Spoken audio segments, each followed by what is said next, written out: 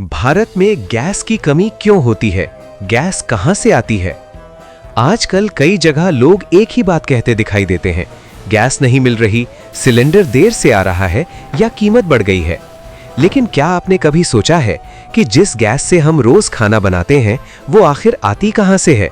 क्या ये गैस भारत में बनती है या फिर किसी दूसरे देश से आती है? और अगर ये इतनी जरूरी चीज है तो कई बार इसकी कमी क्यों हो जाती है? आज इस वीडियो में हम आपको बताएंगे गैस का पूरा सच, जमीन के अंदर से लेकर आपके घर के सिलेंडर तक की कहानी। गैस की शुरुआत। प्राकृतिक गैस का इतिहास बहुत पुराना है। दुनिया में पहली बार सन 1821 में अमेरिका में जमीन के नीचे से प्राकृतिक गैस निकाली गई थी। उस समय लोगों को यह समझ में आया कि ये एक ऐसी ऊर्जा है जो ईंधन, बिजली और उद्योगों में काम आ सकती है। धीरे धीरे दुनिया के कई देशों ने जमीन के नीचे छिपे गैस भंडार को ढूंढना शुरू किया। भारत में प्राकृतिक गैस का उपयोग लगभग 1960 के दशक के बाद तेजी से बढ़ा, जब समुद्र और जमीन के अंदर गैस के बड़े भंडार मिले। अब सवाल आता है कि गैस बनती कैसे है? असल में प्राकृतिक गैस किसी फैक्ट्री में नहीं बनती, ये धरती के अंदर लाखों साल में बनती है। बहुत पुराने समय में जब पेड़ पौधे और जीव जंतु मर जाते थे तो वे जमीन के अंदर दब जाते थे। समय के साथ साथ उनके ऊपर मिट्टी और पत्थर की कई परतें जमती गईं।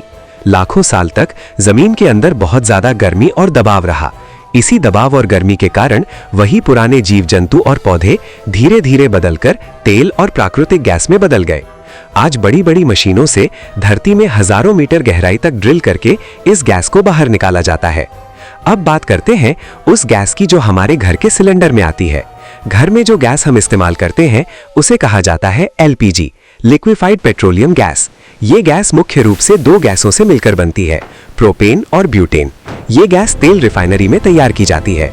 रिफाइनरी में कच्चे तेल को साफ करने के बाद उससे कई प्रकार के ईंधन बनते हैं, जैसे पेट्रोल, डीजल और एलपीजी। फिर इस गैस को सिलेंडरों में भरकर देश भर में भेजा जाता है। भारत में गैस कहाँ निकलती है? भारत में प्राकृतिक गैस कई जगहों से निकलती है। सबसे बड़े गैस क्षेत्र हैं मुंबई हाई, जो समुद्र में स्थित है, कृष्णा गोदावरी बेसिन आंध्र प्रदेश के पास, असम, गुजरात। भारत में गैस निकालने का काम मुख्य रूप से सरकारी और निजी कंपनियां करती हैं, जैसे ONGC, oil India, Reliance industries. ये कंपनियां समुद्र और जमीन दोनों जगह गैस की खोज और उत्पादन करती हैं। भारत में गैस की जरूरत। भारत एक बहुत बड़ा देश है और यहाँ ऊर्जा की जरूरत भी बहुत ज्यादा है। गैस का उपयोग कई जगह किया जाता है, घरों में खाना बनाने के लिए, सीएनजी गाड़ियों में, बिजली बनाने में, उर्वरक यानी खाद बनाने में और कई फैक्ट्रियों में। हर साल भारत में गैस की मांग लगातार बढ़ती जा रही है, लेकिन समस्या ये है कि भारत में जितनी गैस निकलती है उससे ज्यादा गैस की जरूरत है। भारत विदेश से गैस क्यों लाता है? भारत में प्राकृतिक गैस का उत्पादन देश की जरूरत से कम है, इसलिए भारत को बहुत बड़ी मात्रा में गैस विदेशों से खरीदनी पड़ती है। भारत अपनी जरूरत की लगभग आधी से ज्यादा गैस विदेश से मंगाता है। रसोई गैस यानी एलपीजी की बात करें तो भारत लगभग 60% गैस विदेशों से आयात करता है, यानी जो गैस हमारे घर में आती है उसका बड़ा हिस्सा दूसरे देशों से आता है। भारत किन देशों से गैस खरीदता है? भारत मुख्य रूप से इन देशों से गैस खरीदता है: कतर, सऊदी अरब, संयुक्त अरब अमीरात, कुवैत, अमेरिका।